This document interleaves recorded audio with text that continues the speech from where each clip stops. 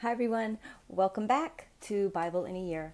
My name is Natalie and we are on day 13 in our journey to finish the Bible cover to cover. I am so glad you're here. I hope you're having a wonderful day today and let's get started. So we are going to be reading Genesis 14, Nehemiah 6, Luke chapter 6, but only verses 20 through 49, and then we'll close it out with Psalm 11. So let's get started. Genesis 14. Here we go.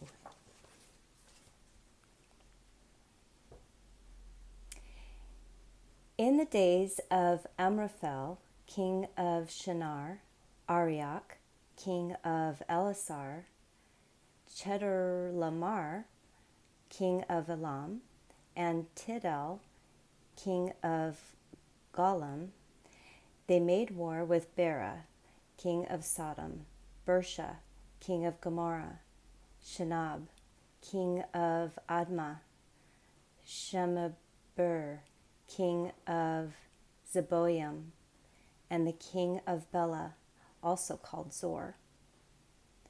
All these joined in the valley of Siddim, also called the Salt Sea.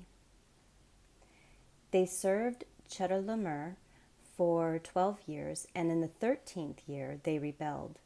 In the 14th year, Chedorlaomer and the kings who were with him came and struck the Rephaim in Ashtaroth, Karnaim, the Zazum in Ham, the Emim in Chava Kiratham, and the Horites in their Mount Seir, to El Paran, which is by the wilderness.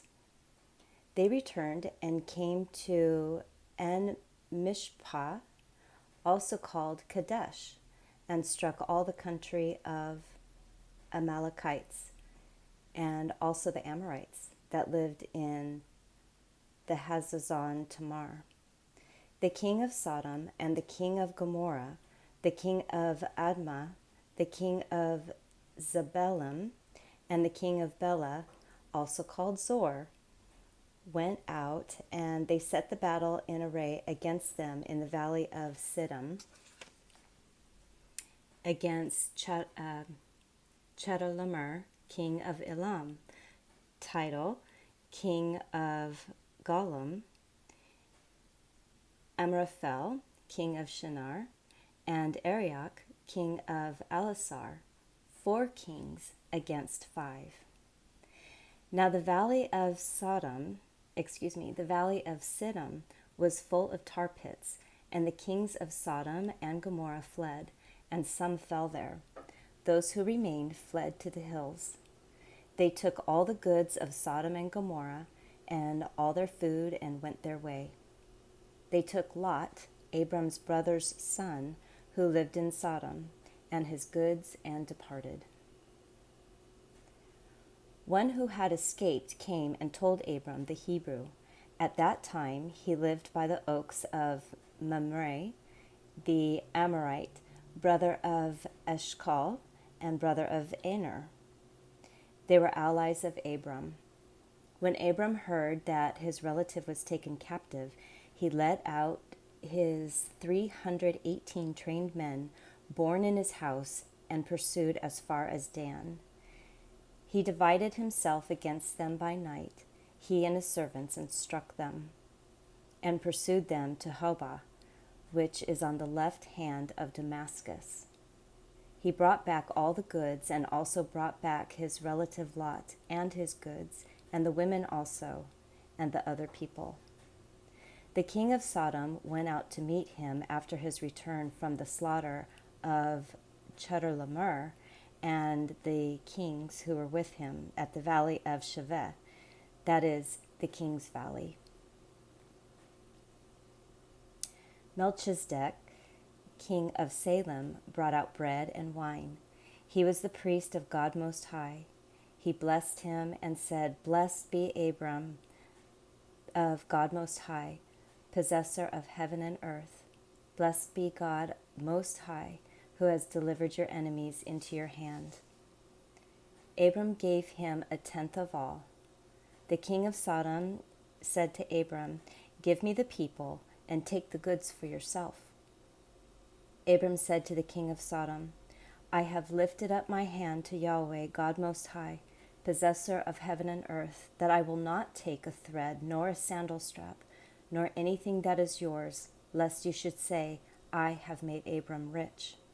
I will accept nothing from you, except that which the young men have eaten, and the portion of the men who went with me, Aner, Eshcol, and Mamre. Let them take their portion."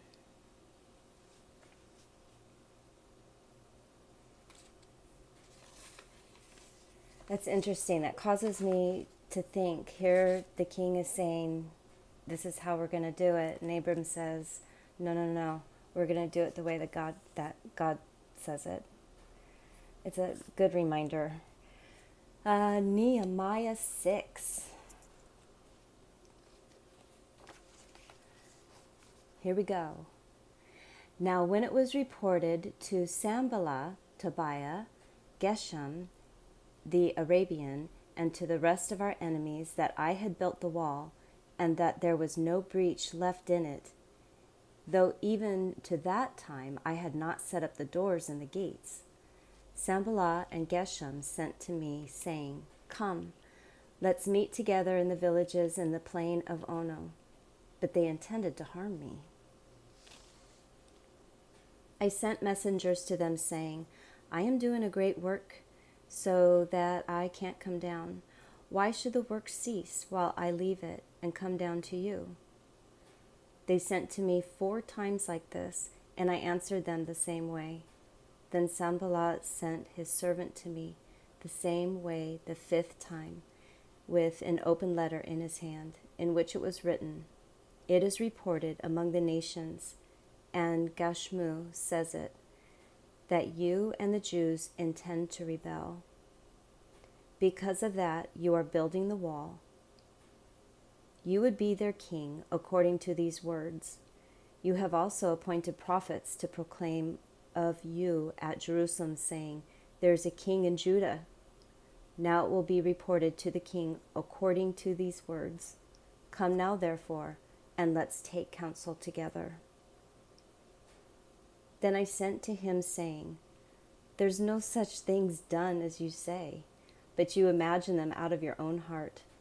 For they all would have made us afraid, saying, 'Their hands will be weakened from the work, that it not be done. But now strengthen my hands.' I went to the house of Shemaiah, the son of Delaiah, the son of Mehetabel, who was shut in at his home. And he said, 'Let us meet together in God's house within the temple, and let's shut the doors of the temple, for they will come to kill you. Yes, in the night they will come to kill you.' I said, 'Should a man like me flee? Who is there that, being such as I, would go into the temple to save his life? I will not go in.' I discerned, and behold, God had not sent him, but he pronounced this prophecy against me. Tobiah and Sanballat had hired him. He was hired so that I would be afraid, do so and sin, that they might have material for an evil report, that they might reproach me. Remember my God, Tobiah and Sanballat, according to these their works, and also to the prophets, Noadiah and the rest of the prophets, that they would have put me in fear." So the wall was finished in the 25th day of the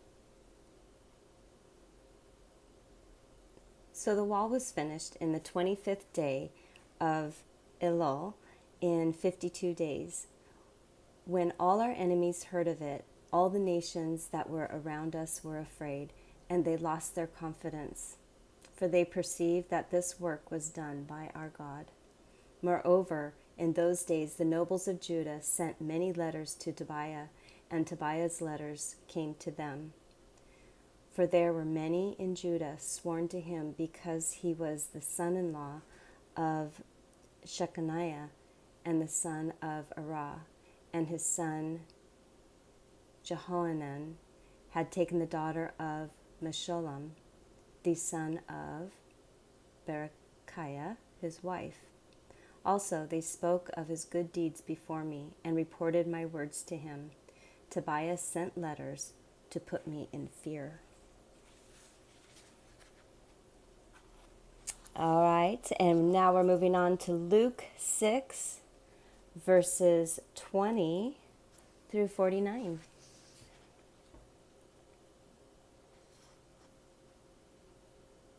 He lifted up his eyes to his disciples and said, "Blessed are you who are poor, for God's kingdom is yours. Blessed are you who hunger now, for you will be filled. Blessed are you who weep now, for you will laugh. Blessed are you when men hate you, and when they exclude you and mock you, and throw out your name as evil for the Son of Man's sake. Rejoice in that day, and leap for joy, for behold, your reward is great in heaven, for their fathers did the same thing to the prophets. But woe to you who are rich, for you have received your consolation. Woe to you, you who are full now, for you will be hungry. Woe to you who laugh now, for you will mourn and weep. Woe when men speak well of you, for their fathers did the same thing to the false prophets. But I tell you who hear, love your enemies, do good to those who hate you, bless those who curse you, and pray for those who mistreat you. To him who strikes you on the cheek, offer also the other. And from him who takes away your cloak, don't withhold your coat also. Give to everyone who asks you, and don't ask him who takes away your goods to give them back again. As you would like people to do to you, do exactly to them. If you love those who love you, what credit is that to you? For even sinners love those who love them.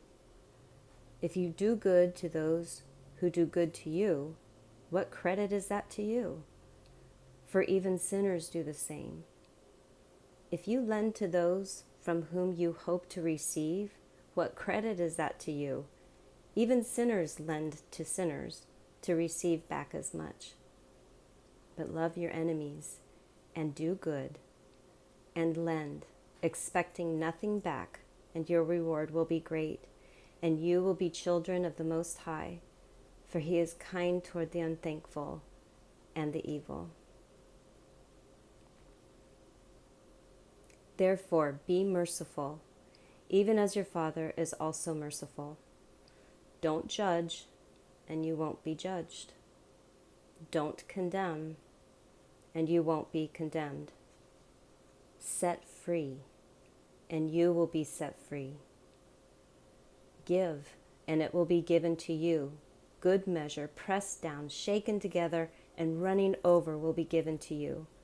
For with the same measure you measure, it will be measured back to you. He spoke a parable to them. Can the blind guide the blind? Won't they both fall into a pit?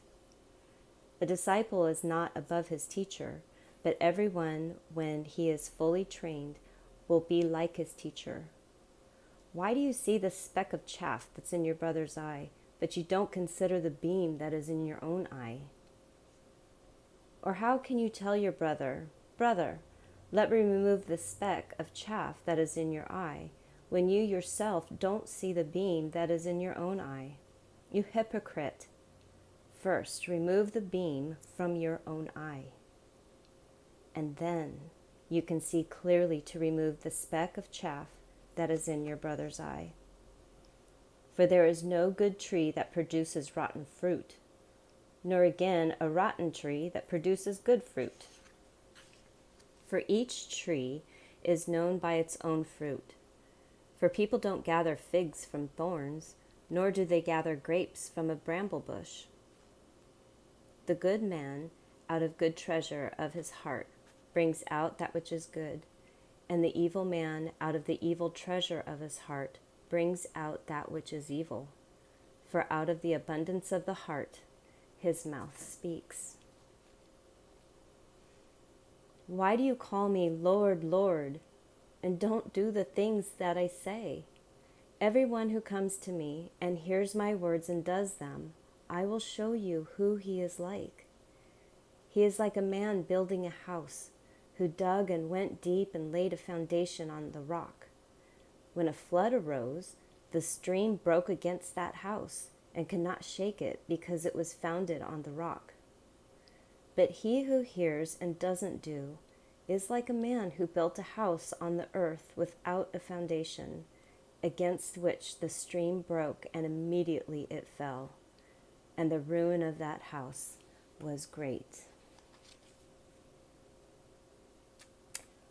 What a world this would be if we could just follow that one parable. Treat others how we want to be treated. Don't hold a grudge. Stop judging people when you're not even looking at yourself. When I'm not even looking at myself. Let's direct this towards me. We have got to shake off this socialized aggression, and we've got to remember the words of Jesus. We've got to turn it around, folks. Sorry, this was heavy. This was heavy for me, and I wish there was something I could do, but all I can do is read. And for those who are listening, I'm so glad you're here. All right, we're going to close this out with Psalm 11. And this is for the chief musician by David. In Yahweh I take refuge. How can you say to my soul, flee as a bird to your mountain? For behold, the wicked bend their bows. They set their arrows on their strings, that they may shoot in darkness at the upright in heart. If the foundations are destroyed, what can the righteous do? Yahweh is in his holy temple. Yahweh is on his throne in heaven. His eyes observe. His eyes examine the children of men. Yahweh examines the righteous, but his soul hates the wicked and him who loves violence. On the wicked he will rain blazing coals, fire, sulfur, and scorching wind shall be at the portion of their cup. For Yahweh is righteous. He loves righteousness. The upright shall see his face.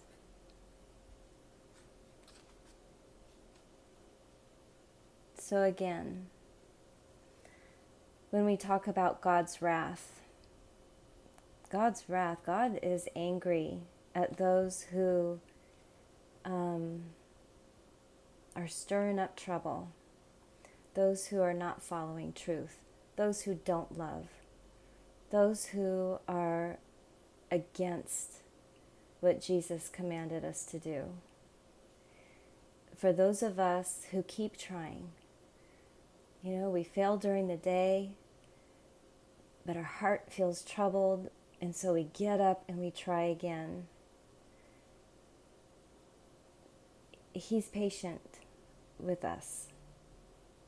So please remember, when we're reading in the Old Testament and reading about God's wrath, it's really upon those who just are completely closed-minded, close their heart, and are stirring up the trouble.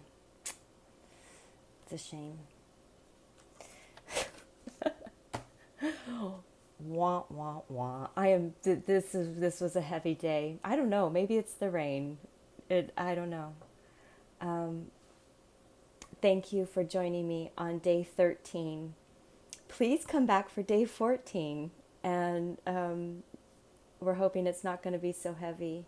I hope you have a wonderful day, and we will see you tomorrow. Bye.